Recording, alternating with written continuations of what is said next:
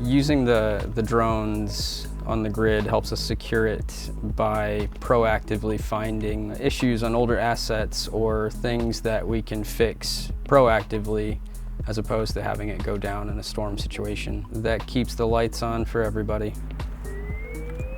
Flying from here allows us to operate quickly and efficiently. You don't have to drive to site, you're eliminating all the setup time because the dock's already there and ready to go. We can instantly get eyes on our circuits and start inspecting to see whether or not our crews are going to have difficulties getting to certain areas, or if they need to bring poles, insulators, extra equipment with them.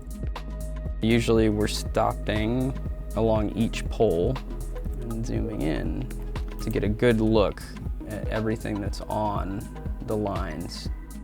The drone allows us to get to hard to reach places as well. A lot of our lines are in rural areas where there's potentially, swamps or rivers or stuff that makes it difficult to get to by car. The dock program is a game changer for response and inspection.